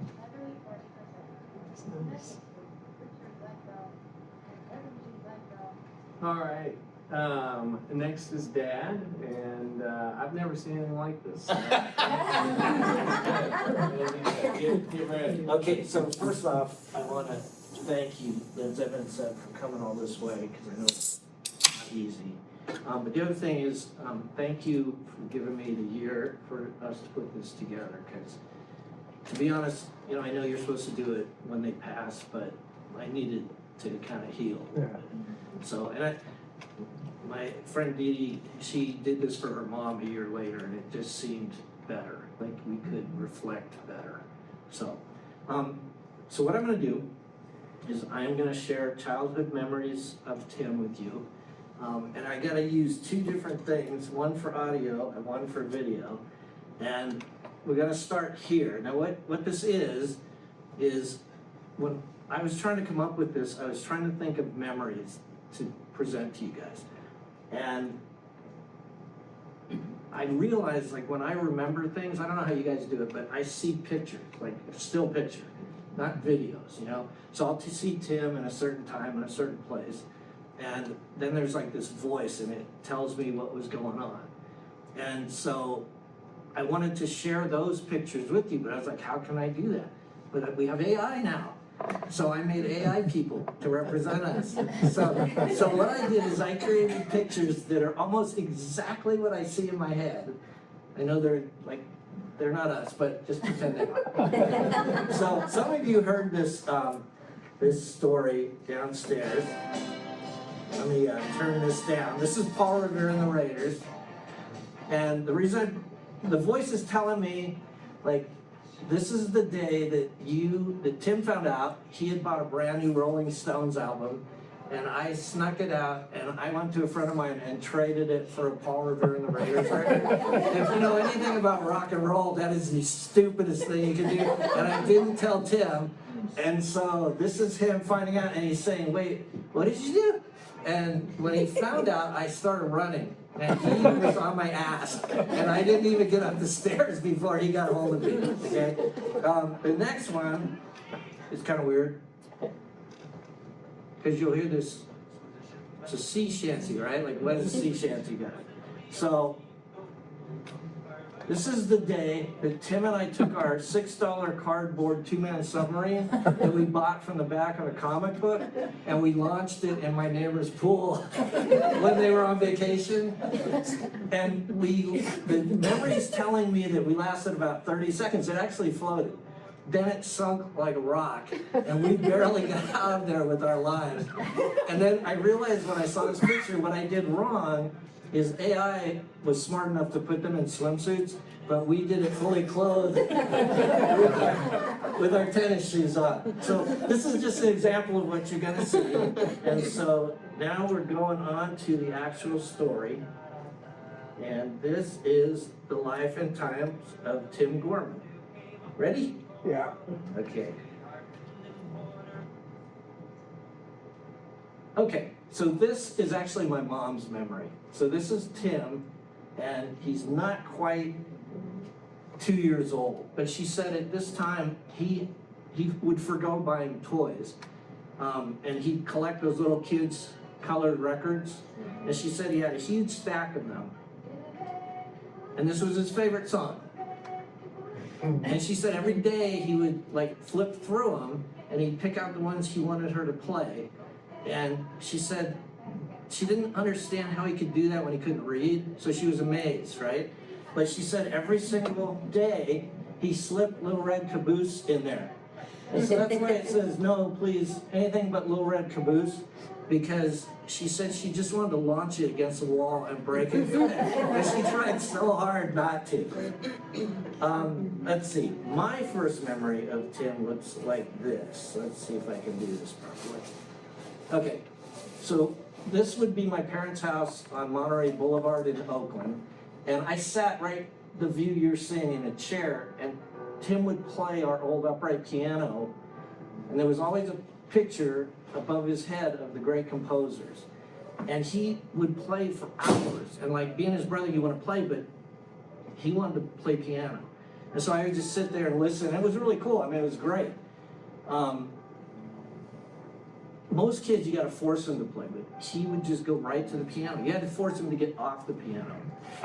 And I remember, like, I thought back about this, and I remember I used to go to his apartment, and he had a big book, and it was called The Beatles Gear. It's like super cool if you're a musician. And it's every instrument the Beatles ever used, and then there's a huge picture, and it tells you what the instrument is, and then there's a quote. And my favorite one was George Harrison's first guitar. And he said, you know, I remember when my parents gave me that, and they could have given me any instrument or no instrument. They could have given me a harmonica or an accordion, but they gave me the instrument that was going to define a generation. And so I always think, like, how did they choose piano? They were not musical people. Like it could have been baseball, but it was something that Tim just took to. And I'm just amazed at that. Okay, let's see. Oh, the next one is probably my favorite memory of Tim. Let's go to that. Okay. So he was going to junior high school in Oakland, and they were having an after-school talent contest. And I couldn't go there because I was too young, but when school got out, my school got out, I ran, it was like 4 or 5 blocks away, and I ran into the gym and got up on the bleachers, and this is exactly what I saw. I mean, this is close to my memory as I can get. Tim had gathered 3 of his mates, a drummer, bass player, and his best friend, Ralph Brandt, was on acoustic guitar, and Tim was on the old school piano. And I asked him a couple of years ago if he remembered this gig, and he still remembered it, and he remembered what they played, and he remembered how they did, and I was like, you gotta be kidding me. But they played this song, which I don't know if anybody can tell me what this song is. It's a theme from the movie The Pink Panther that was like really popular in the 60s. And I was so proud of them because they won. And I just thought that was like the coolest thing I'd ever seen. Now comes a memory that's not quite so fun. Let's go to that. Pardon me if I screw this up. Okay, so I was talking to Paul and Dee about this earlier. He and I were taking piano lessons from this married couple from Belgium. And the husband took all the best students and taught them upstairs in this beautiful living room with a huge grand piano. The wife got all the rest of us slobs downstairs on an upright. But twice a year they would hold a recital, and they held it, this is actually the place. This is the Chapel of the Chimes in Oakland, so this is where we would play. And this curtain back here used to be black, and that's where the family of the deceased would sit during a funeral. But that's where they put the students. And you could kind of see through the curtain, and they would always start with me. They'd send me out first, and then each student would get progressively better. I know, how do you say you're a shitty piano player and not actually say you're a shitty piano player? So anyway, so then it would end with Tim, right? They must not have had older brothers, because they decided it would be really cool for us to finish it off with a duet. So after Tim got done, I had to go back out. And everybody in the audience he would wait for me. And he would let me sit down, and then he would whisper in my ear. And the people in the audience were like, this is so sweet, you know? Well, what he was saying was, I got a reputation. If you screw this up, I will kill you. So then he would sit, and he'd start the count, we'd start playing. And the whole song, you kind of made me, Steve, when you said he was trying to mess you up. So he would whisper at me. And everybody in the audience is like, they're so cute. And he would whisper, what was that? Did you practice? Do you even know this song? And it was still one of my fondest memories. I think it says, please God, end this misery. Whoops. Let's go back. I got you, Dad. Thank you. I just gave away the next one. Okay, I'm gonna keep going. You got it. Oh, sorry. No problem. Okay. So at this point, whenever we'd have a discussion at home about Tim's playing, it was always the same thing. He was going to go to Juilliard School of Music in New York, be a concert pianist, and we would see him here at Carnegie Hall at some point. And then something happened. It was just going to change the whole thing and his whole direction in life. And I remember it. We were down at your mom's, and it was a Sunday night, and the house started to rock, and we saw and heard this. And the Beatles, it was February 9th of '64, and the Beatles are on Ed Sullivan. And I cannot, if you didn't live through it, it's hard to tell you the cultural change that those four Englishmen made on fashion, music. And I looked over at Tim, and he was just like stunned. And so he went to bed that night as Tim Gorman concert pianist, but the next morning he woke up as Tom of Tom Thumb and the Four Fingers. Tom Thumb and the Four Fingers, that was his very first electric rock band. And they were really good. Like, they were young, but they were talented. And that outfit he's wearing, your mom made him that outfit. They made, the Beatles wore suits, and so they wanted a uniform. So they had blue satin shirts and gold whale cord pants and black Beatle boots. And what they would do, the rest of us would lug guitar. Everybody had a guitar after like 30 days of the Beatles showing up. So we would go from garage to garage, sit down and try and learn 3 chords. That's all you needed to play rock and roll in those days. But Tim, he and the Fingers were getting paid gigs. And they would practice,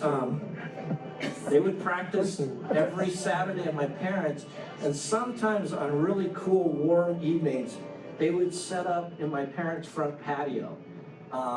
And they'd start playing, and it was like The Walking Dead. Kids would just come down the street. We lived up in the woods, and they would come out of the trees, and they would sit in my parents' front yard and just get a free concert. What happened was, after one of these free concerts, my parents approached the band, and they said, hey, we had a woman come up to us who listened to the gig, and she's in the music business, and she thinks, she's a relative of the Wilson family out of Hawthorne, California.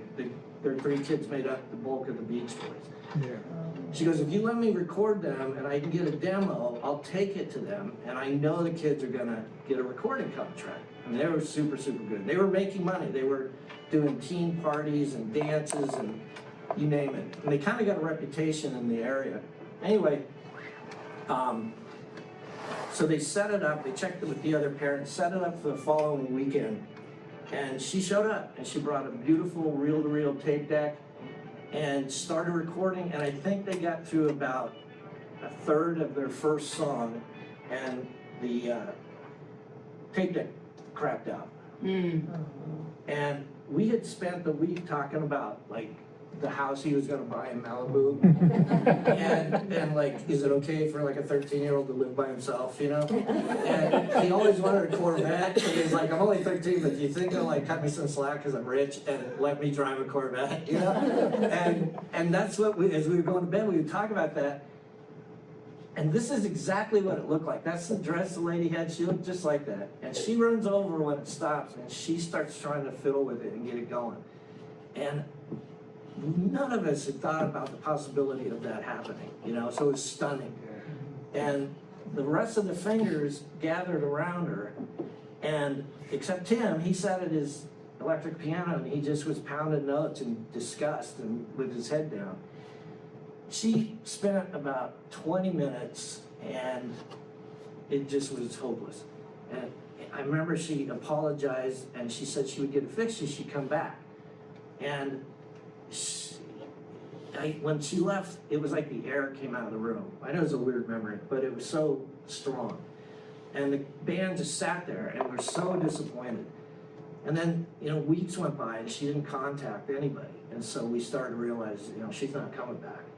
And they were kids, so like some of the parents got transferred out of state, you know, some of them sold their house, bought a house in another neighborhood, but for whatever reason, the band just slowly dissolved. And he was left just before going to high school without any rock band. And Steve, I don't recall him having a rock band in high school. Yeah. That might be a made-up memory I'm having, because I know I was at the Battle of the Bands that your sister was in with her band, and maybe I'm just superimposing. But I know he memorized every song on Tawny. So I don't know.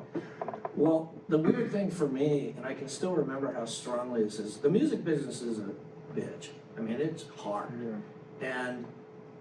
But before that, we just knew he was going to be famous. He was so good. He couldn't be anything but famous, but that's just such a limited part of it, because a lot of it's luck and being in the right place at the right time.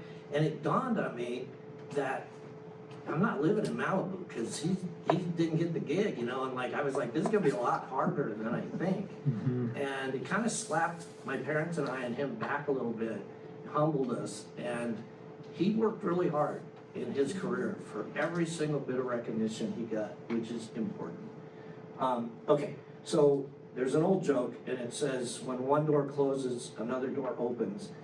Other than that, my car is in pretty good shape. He was about to meet the guy who probably did more for his playing than any other human being he ever met. And his name was John Marabuto. And he met John on a Saturday at my parents' house. And somebody came to our door, and he and I were horsing around the back. And immediately you could hear my parents laughing and having a good time. Next thing you know, you heard like dishes clanking and stuff, and we're like, who the hell is this? And they called us out there, and they introduced us to Mr. Marabuto. And he was just like the nicest guy. He was so soft-spoken and humble, and it turns out that he was there to tune Tim's grand piano, but that he had gone to school with my parents through their entire lives. So they were really, really good friends. So he asked Tim if Tim would like to watch him tune the piano. So Tim was totally into that, so he did. And when he was done, he said to Tim, he goes, well, let's see what kind of job I did. And he started playing the song I'm about to play as soon as I figure out what I'm doing.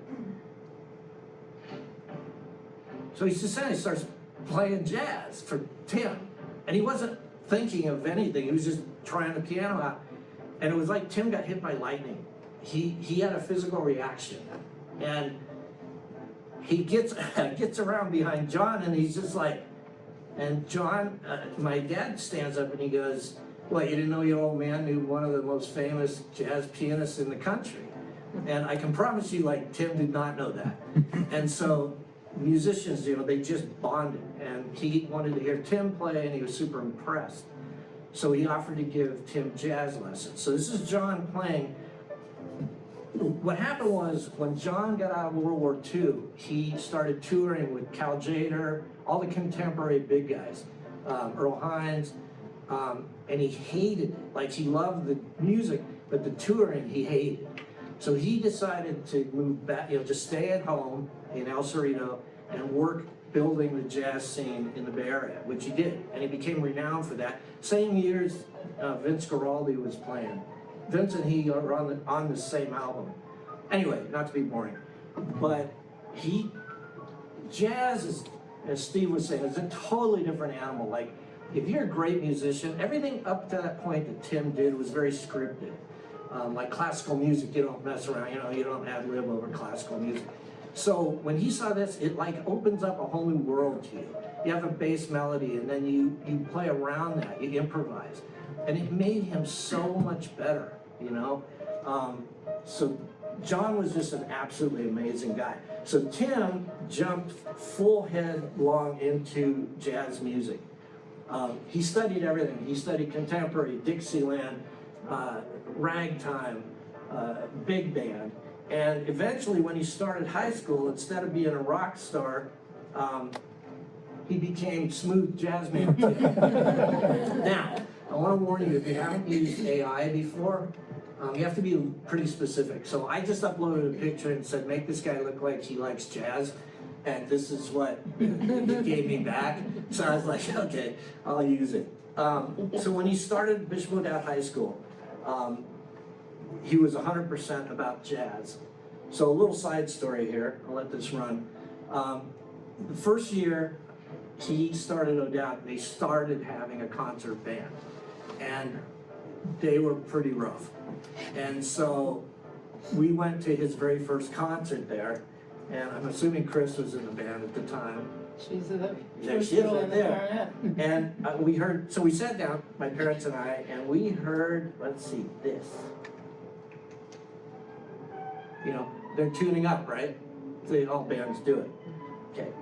So about 20 minutes later, my dad leans over to me, and he wasn't a very patient guy. And he goes, Jesus Christ, Rick, how long are they going to tune for? I said,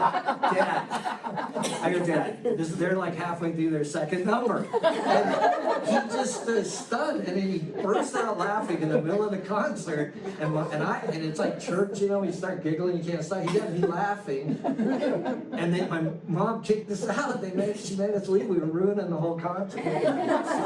So anyway, but the band gets better and better and better, and eventually Tim found the three guys that we've talked a lot about today, and they called themselves a trio. So it was Tim on piano, Jim Frega on drums, Charles Harris on bass, and they were, again, I keep saying it, but they were unbelievably good, and they were of like mind, and Steve sat in with them, and they would, as Dee Dee said, they would perform. The school liked them so much, and they were so good. They would send them out before events. They would start band concerts, and jazz just like started catching on there. I know you had a big interest in it, and French horn doesn't really fit into jazz, but you were trying. Anyway. So the school decided they were going to start their very first jazz band. Thank you for the pictures, Dee Dee, by the way. And the thing that I think is just so amazing about this is that Tim brought jazz. Tim was responsible for bringing jazz to this high school. And it's 60 years later, and who knows if there's anybody who knows he did that. But he did this, and I was curious setting this up, like what's going on with Bishop O'Dowd's band. And I found that they have the performing orchestra and the band, concert band, and now they have two jazz bands. They have a beginner jazz band to teach you the basics of jazz, and they have an advanced jazz band that you have to audition to get into. And Tim did that. Like, jazz at O'Dowd is like a thing, And I was so proud when I saw it, and it's so unexpected, that I just think that's so cool. Okay, I'm gonna finish up here real quick. This was us as kids, obviously. I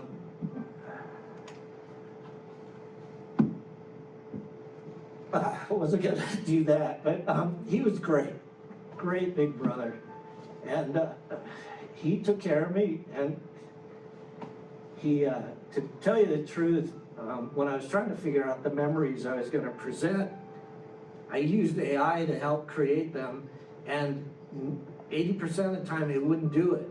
It said that it was either unsuitable for children or it was a liability, and I swear to God. And so Evan pointed out to me that that's kind of how you knew that Tim and I lived our best lives back then, because AI will not recreate it. So probably half dozen times in the last year I've gone and reached my phone, and I know I remember he's not there. But then, you know, I think about like, you know, he took his passion and made a profession out of it. And we don't get to do that too often, you know? And his friends and workmates were rock stars. And his office was a stage, you know? And his customers, excuse me, were like screaming fans with like their lighters over their head, you know? Anyway, when I think about the life he had and how he got a second family and a second startup in Portland, then I'm not sad, obviously. That's all I got to say. Thanks.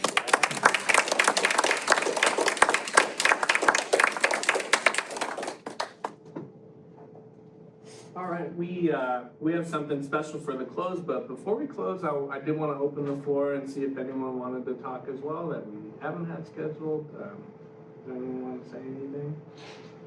I'll put a couple comments about the records that I helped with Timmy.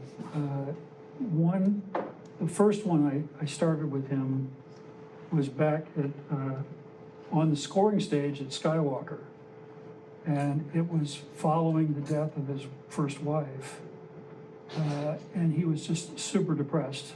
And I said, let's just go out. I got access to the piano. I set up equipment 20 feet away from him and ran 2 different recording systems, one for a CD and one to do a high-res copy. And that's the Cowboy record that Prairie did the cover for, and that record was recorded in 4 days. The first 2 days were almost back to back. Then it was maybe 2 years later that I did a full setup on the stage, and he was back. He was involved in music again and recording with piano, but we did a different setup because he was playing much more dynamic records now. So if you listen to the Cowboy record starts out slow, and he was doing some transition. There's 25 tracks on it, but a lot of them are short, like 30 seconds, where it's a transition from one song to the next. And so the record starts out, and then it gets to the center section, and that's from the 2 years later when he's playing more rock kind of performances. And then it comes to the end, and it goes back down and slows down again. And I said, well, we need to do one more day because I want to do one more song on the record. And so we went out and did that one song, and that's how it came together. But it took a period of time to do this. I kept recording basically the same way onto a high res as well as onto a CD version. And that's how the Cowboy came about. I knew him because of the process with The View was kind of going on almost at the same time. I met him when he came back from having been in England and working in the early 80s with The Who. I mean, he was living with Glenn Johns, who was my idol when I first got excited about trying to make records. 1970, I went to work at Wally Heider's studios. And I always looked at The Who's next record and I said, if I could do anything that came close to that, I'd be really happy with what I was doing. I met Glenn Johns in Wally Heider's, when he was doing Tim Davis record for the drummer for Steve Miller. And the studio manager came down and said, there's somebody I want to introduce you to. And I got taught how to record drums with 3 microphones, just 3 mics. When you're broke and you Google how to record mics, you get a Glenn Johns video. Well, he said it came from a mistake. He said, we moved the mic out of the way, and suddenly he walked in and he heard what was happening, and that became that technique.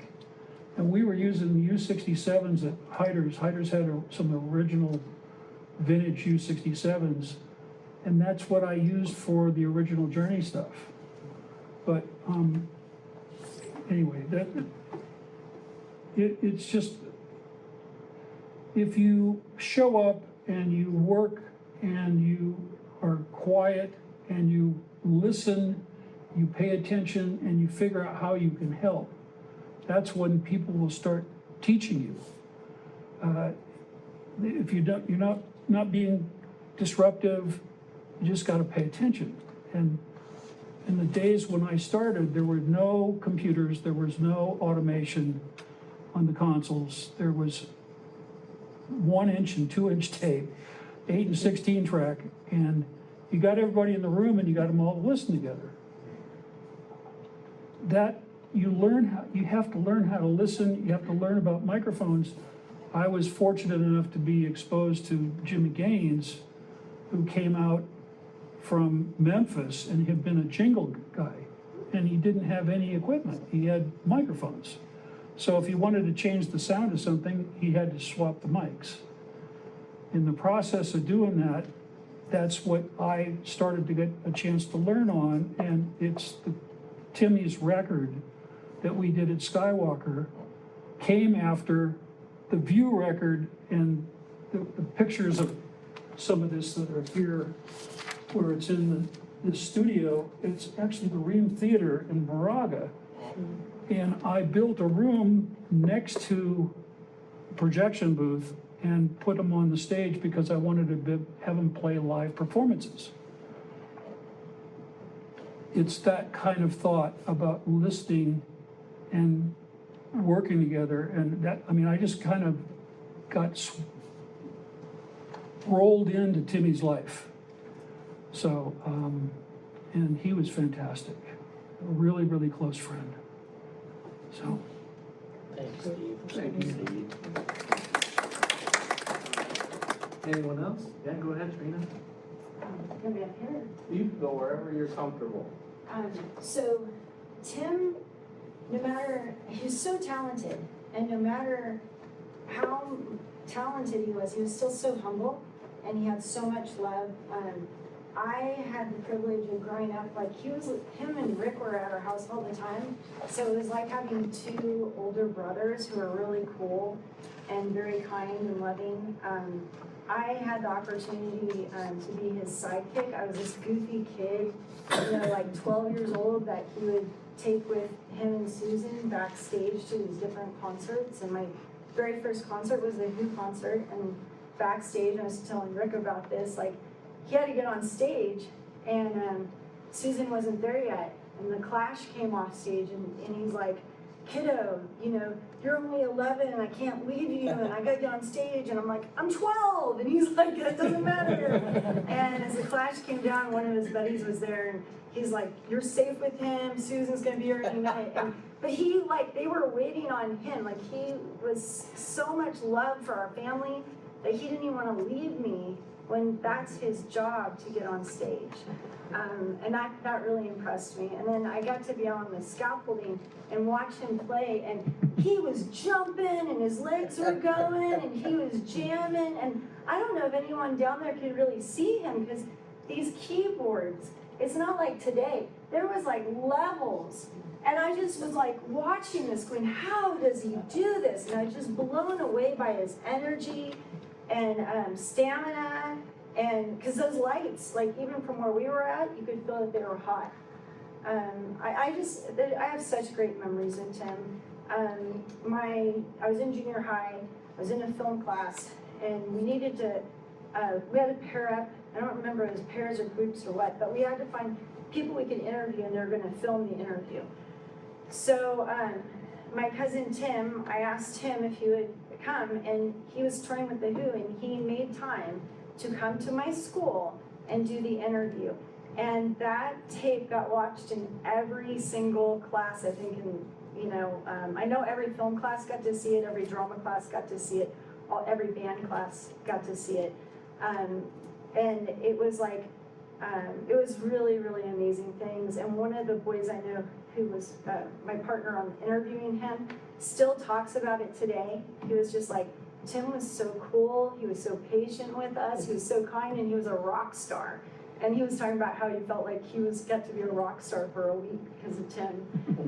And Tim he had such a big heart. And him and I would talk through Messenger all the time, and we stayed connected.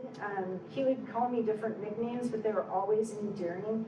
He'd call me Lovey, Sweetie, Love. And as a kid, most adults, you're like kind of told to be seen and not heard. Tim would always take the time to make eye contact, make conversation, ask me how I was doing, what I was doing in school. He found out that I wanted to have an aquarium. What happens? He shows up with 3 big aquariums for me and everything I need. He's like, all you gotta do, kid, is get the gravel and the chemicals and the fish. And then he found out some of my fish got sick, and the next thing I know, he came over with his stuff. So with all the treatments and everything, he was just a huge support. And my mom was sick growing up quite a lot. There was a time when she was in bed with pericarditis, and Tim picked me up at school. He picked me up at Alta Bates.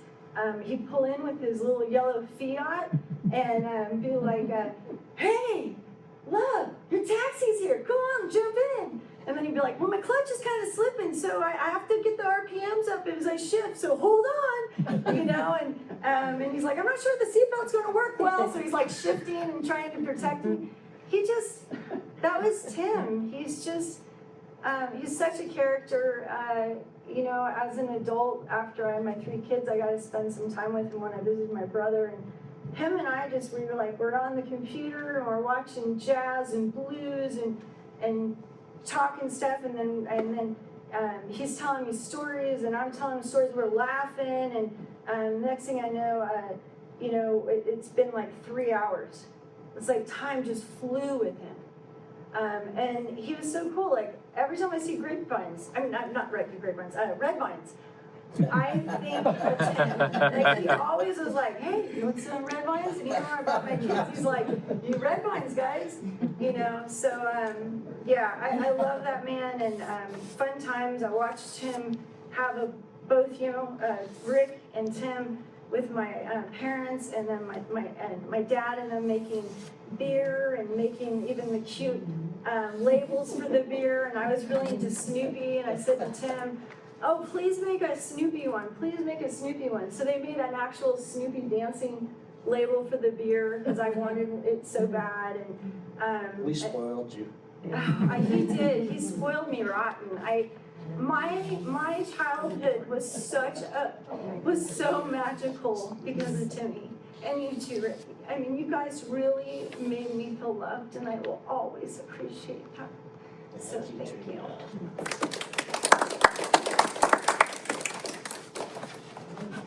I have just one last funny story. Go ahead, Katie. So, I always wanted like a dog of my own growing up because I never got like a dog of my own. And it was after a season passed, and Tim called my mom being like, will you accept a dog? And my mom knew how bad I wanted a dog.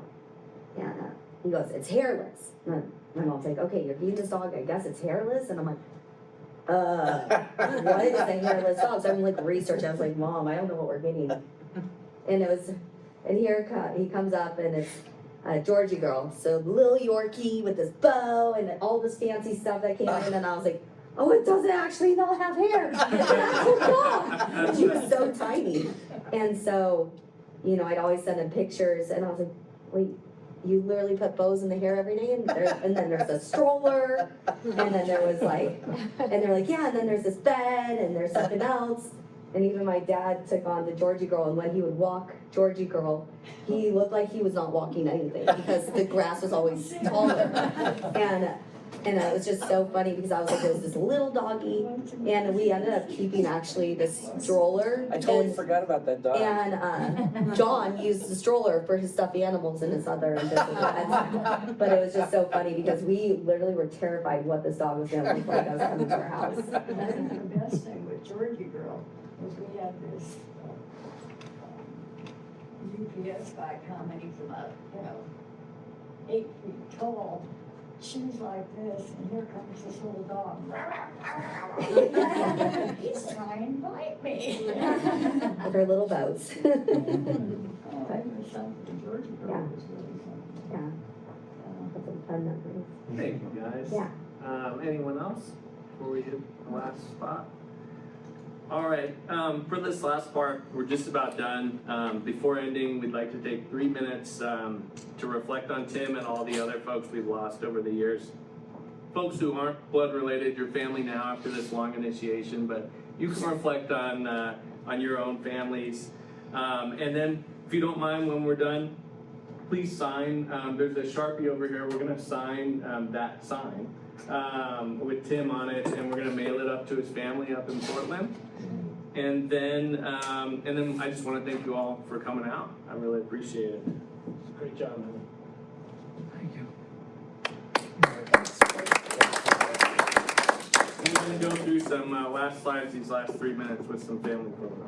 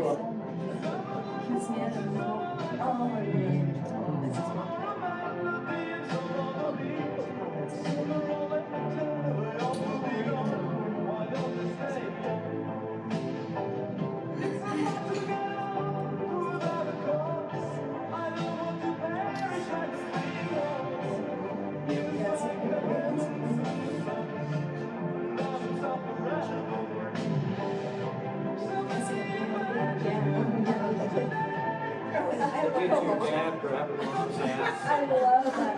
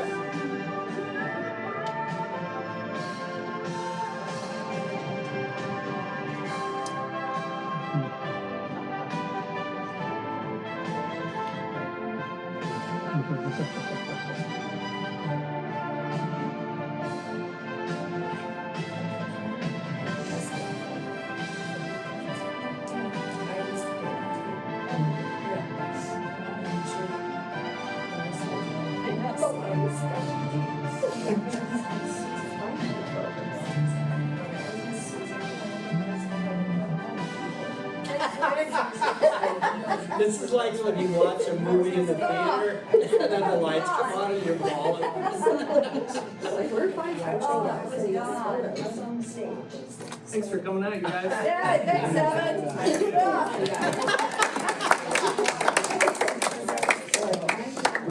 We have the place for as long as we want it, so you guys help, please eat, or if you have to go home, but we're all gonna be. That's great. Uh,